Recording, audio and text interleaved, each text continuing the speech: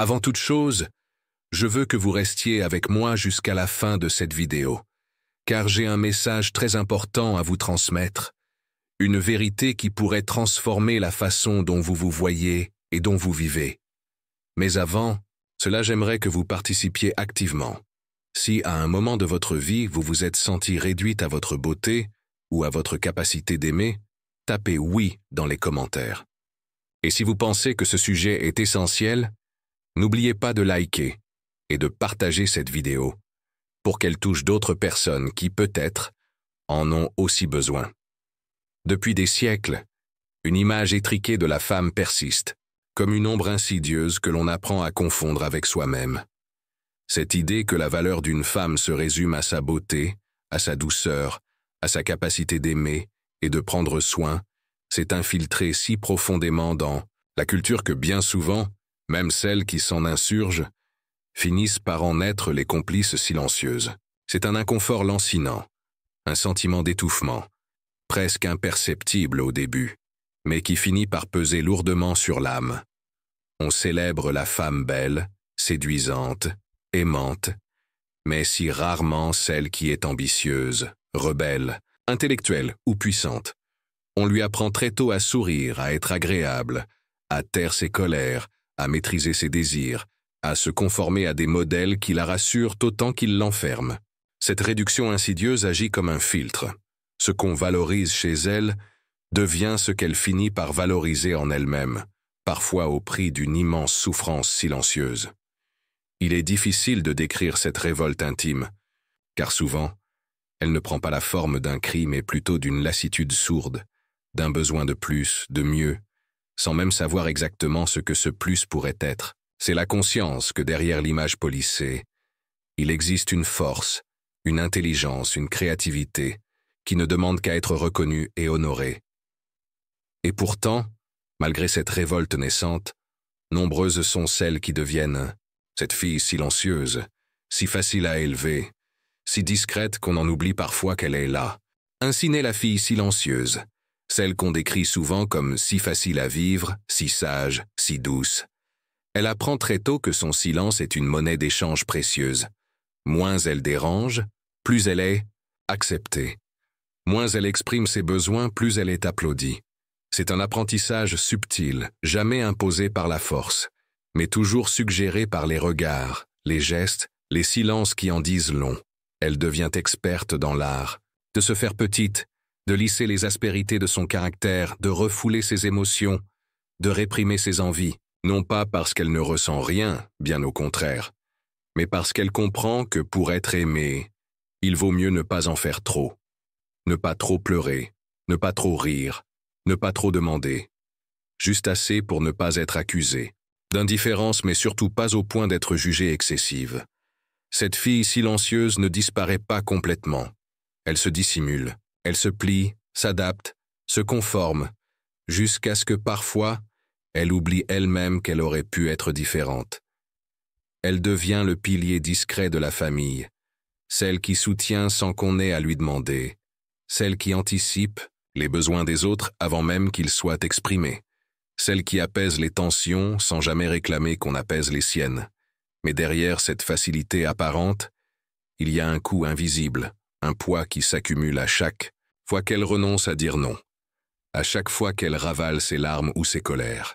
Petit à petit, elle construit une existence en creux, une vie modelée davantage par les attentes des autres que par ses propres élans.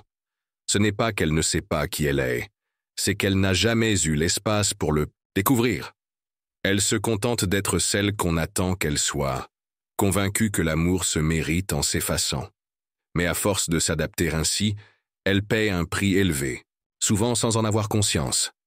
Elle troque son authenticité contre une fausse sécurité, son essence contre un rôle.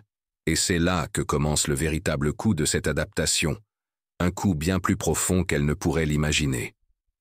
Ce rôle qu'elle a endossé si tôt devient peu à peu une seconde peau, au point qu'elle ne distingue plus ce qui, en elle, est spontané de ce qui est une réponse apprise aux attentes des autres.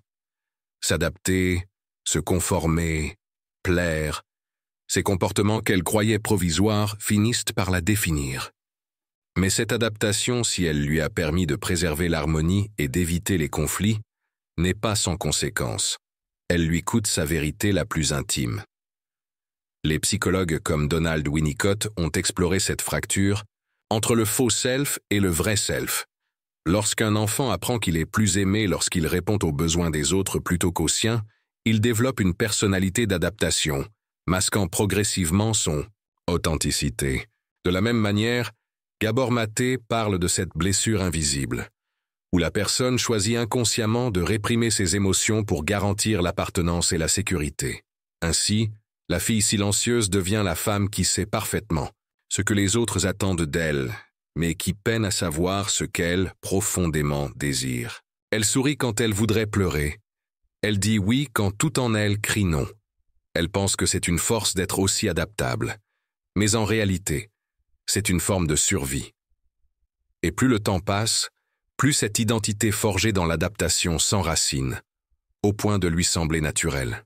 Mais au fond d'elle-même, quelque chose résiste, une étincelle, un battement faible mais tenace, le désir d'exister en dehors de ce rôle. Cependant, exprimer cette authenticité lui semble dangereux, presque interdit. Après tout, elle a bâti ses relations sur cette version d'elle-même qu'elle a présentée au monde. Qui serait-elle si elle cessait d'être celle qui arrange, qui calme, qui ne dérange jamais? Ce conflit intérieur devient sourd mais omniprésent. À mesure qu'elle avance dans la vie, elle pressent qu'il lui manque quelque chose d'essentiel, mais elle ne parvient pas à mettre des mots dessus. Et alors, cette personnalité d'adaptation cesse d'être un simple masque. Elle devient la seule version d'elle-même qu'elle connaît. Ce qui, au départ, n'était qu'une stratégie de survie, finit par se confondre avec l'identité même. Ce masque façonné pour être aimé et accepté devient si intime qu'elle en oublie qu'il en est un. Les comportements qu'elle a adoptés pour éviter les conflits, plaire, apaiser, se taire, sont désormais perçus par elle-même et par les autres comme des traits de caractère. Elle est tellement facile à vivre. Elle est toujours si conciliante. Ces compliments, en apparence anodins, sont des chaînes invisibles qui la maintiennent enfermée dans ce rôle, car on la félicite non pas pour ce qu'elle est, mais pour ce qu'elle renonce à être. On célèbre sa capacité à s'effacer, à comprendre les besoins des autres, avant même qu'ils les formulent. Mais rarement on s'interroge sur ce que cela lui coûte, sur les morceaux d'elle qu'elle laisse en arrière à chaque compromis silencieux. Avec le temps, ce masque devient si collé à sa peau qu'elle n'ose même plus imaginer qu'il puisse s'enlever. Elle se définit par ce qu'elle apporte aux autres, par sa capacité à être utile, aimée, indispensable, mais jamais par ce qu'elle est, en elle-même, détachée de toute fonction ou rôle social. La vraie tragédie, c'est que plus elle se conforme à cette image, plus elle s'éloigne de son essence. Elle reçoit des signes d'approbation, des marques d'affection, mais au fond d'elle, une question la hante. Et si personne ne m'aimait si je montrais qui je suis vraiment? Cette peur l'empêche de briser le cercle, de déposer le masque, de se risquer à la vulnérabilité de l'authenticité. Car être authentique, après des années de performance, semble désormais plus dangereux que réconfortant. Elle craint que, sans ce masque, elle devienne illisible, incomprise, rejetée. Et pourtant, à force de porter ce masque sans relâche, quelque chose en elle commence à protester, silencieusement d'abord, puis par des signaux plus tangibles. Car ce qui n'a pas pu être exprimé par la parole trouve toujours un autre chemin, souvent à travers le corps lui-même. Ce que l'esprit a appris à ignorer, à taire, à réprimer, le corps, lui, le conserve précieusement, comme un archiviste silencieux. Chaque émotion étouffée, chaque colère refoulée, chaque tristesse niée laisse une empreinte, une tension, une cicatrice invisible mais bien réelle. À force d'endosser ce rôle qui ne lui appartient pas entièrement, son corps devient le dépositaire des vérités qu'elle ne s'est pas autorisée à exprimer. Les épaules se crispent sous le poids des responsabilités jamais partagées. Le dos se courbe sous les concessions répétées. Les mâchoires se serrent pour empêcher les mots de sortir, les larmes de couler. Et sans qu'elle ne s'en rende compte, la fatigue s'installe. Une lassitude chronique qui dépasse la simple usure physique. C'est l'usure de l'âme qui n'a pas pu s'extérioriser autrement. Les maladies psychosomatiques, ces troubles qui traduisent un mal-être intérieur par des symptômes corporels, deviennent parfois le seul langage qu'il lui reste pour exprimer ce qu'elle n'a jamais osé dire à haute voix. Maux de tête, troubles digestifs, douleurs inexpliquées, le corps parle à sa manière, réclamant une écoute qu'elle a trop longtemps refusée. Car on peut mentir à soi-même, prétendre que tout va bien, s'habiller de sourires de convenance. Mais le corps, lui, ne triche pas. Il enregistre tout, les renoncements, les peurs, les désirs inavoués. Il devient ce journal muet que l'esprit refuse d'ouvrir, par crainte d'y découvrir des pages trop douloureuses, trop dérangeantes, écailles. Pourtant, ce corps qui semble la trahir est aussi celui qui tente, à sa manière, de la ramener à elle-même. À travers ces signaux, il murmure ce que son cœur a tu jusqu'à présent, qu'il est temps d'arrêter de se sacrifier, qu'il est nécessaire de réapprendre à s'écouter, à se respecter. Mais comment entendre ces messages quand, depuis si longtemps, elle s'est habituée à vivre en décalage avec elle-même? Comment décoder ce langage corporel qu'elle a toujours préféré ignorer? C'est alors que s'installe une crise plus profonde, plus déstabilisante. Celle de ne plus savoir qui elle est vraiment, au-delà de toutes ces années passées à se réguler, à se modeler pour répondre aux attentes des autres. Puis un jour, sans savoir exactement comment ni pourquoi, elle se retrouve face à un vide vertigineux. Ce qu'elle croyait être sa personnalité se fissure doucement, laissant apparaître une question qu'elle n'ose à peine formuler. Qui suis-je vraiment? Après tant d'années à ajuster ses gestes, ses paroles, ses choix pour correspondre à ce que les autres attendaient d'elle, elle se rend compte qu'elle a perdu le contact avec ses propres désirs, ses propres besoins. Ce n'est pas une crise bruyante ni spectaculaire, c'est une lassitude profonde, une sensation d'étrangeté envers elle-même, comme si la vie qu'elle menait n'était pas tout à fait la sienne, comme si elle habitait un rôle, une existence empruntée à une autre. Les décisions qu'elle prend, les relations qu'elle entretient, les rêves qu'elle poursuit, tout cela semble répondre à une logique extérieure, jamais à une impulsion intérieure. Elle se surprend à ne plus savoir ce qui lui fait plaisir, ce qui la touche, ce qui l'anime, ses goûts, ses envies, ses passions semblent floues, délavées par des années de compromis silencieux. La simple question « Qu'est-ce que je veux ?» devient une énigme insoluble, tant elle a été conditionnée à penser en fonction des autres avant elle-même. Et pourtant, au milieu de ce brouillard identitaire, une souffrance émerge, tenace, insistante, celle de ne pas s'appartenir, de ne pas s'être autorisée à exister pour elle-même, en dehors des rôles de fille parfaite, de compagne conciliante, de collègue irréprochable. Cette crise du moi inconnu est à la fois terrifiante et nécessaire. Terrifiante, parce qu'elle ébranle toutes les certitudes sur lesquelles elle a construit sa vie. Nécessaire, parce qu'elle ouvre la possibilité d'un retour à soi, d'une reconnexion avec cette part d'elle qu'elle a longtemps mise en veilleuse. Mais avant cela, il lui faudra traverser un territoire encore plus inconfortable, celui de la solitude émotionnelle, cette étrange capacité à être en lien avec tout le monde, tout en ayant la douloureuse impression de ne jamais être vraiment vue. Elle sait écouter, elle sait comprendre, elle sait apaiser. Son empathie est fluide, naturelle, presque instinctive. On la décrit souvent comme une personne facile à aimer, douce, présente, réconfortante.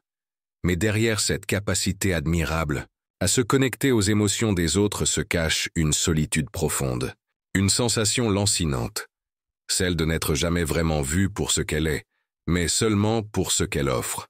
Elle est cette amie à qui l'on confie ses chagrins, cette collègue sur qui l'on compte dans les moments de crise, cette partenaire toujours compréhensive. Mais quand vient le moment de déposer ses propres fardeaux, elle hésite, elle recule. Parfois même elle se tait, non par manque de confiance, mais parce qu'elle a appris que son rôle était d'être celle qui soutient, pas celle qui demande du soutien. Il y a une ironie cruelle dans cette situation. Plus elle devient compétente dans l'art de comprendre les autres, plus elle se sent isolée dans sa propre expérience intérieure. Elle est partout, présente dans la vie de tous, mais elle se sent absente d'elle-même, car être facile à aimer n'est pas la même chose qu'être aimé pour ce que l'on est vraiment. C'est souvent être aimé pour ce que l'on donne, pour le confort que l'on procure, pour la manière dont on simplifie la vie des autres. Mais derrière ce rôle fluide, malléable, se cache une femme qui aspire, elle aussi, à être vue, comprise, accueillie dans sa complexité, avec ses forces, ses failles, ses contradictions. Cette solitude est d'autant plus douloureuse qu'elle est invisible. Peu de gens la soupçonnent puisqu'elle ne laisse rien paraître, qu'elle sait si bien sourire, encourager, minimiser ses propres blessures. Mais elle la ressent au plus profond d'elle-même. Cette absence de réciprocité, cette impression de passer à côté de relations véritablement nourrissantes. Et alors, une autre question surgit, encore plus vertigineuse que la précédente. Et si, en cessant d'être celle que tout le monde aime, elle pouvait enfin se permettre d'être elle-même, même si cela signifiait déranger, déplaire, être incomprise. Cette interrogation ouvre une brèche, une possibilité, celle de retrouver l'espace perdu, celui où sa voix pourrait enfin résonner, même si elle tremble. Alors, au cœur de cette brèche, une lumière timide mais persistante apparaît, celle de l'authenticité. Peut-être que la clé n'est pas de continuer à s'adapter, à se fondre, à se modeler selon les contours des attentes des autres, mais au contraire, d'oser se redéfinir à partir de soi, de se poser enfin cette question essentielle trop longtemps étouffée. Qui serais-je si j'arrêtais de m'adapter? Ce n'est pas un chemin simple ni rapide.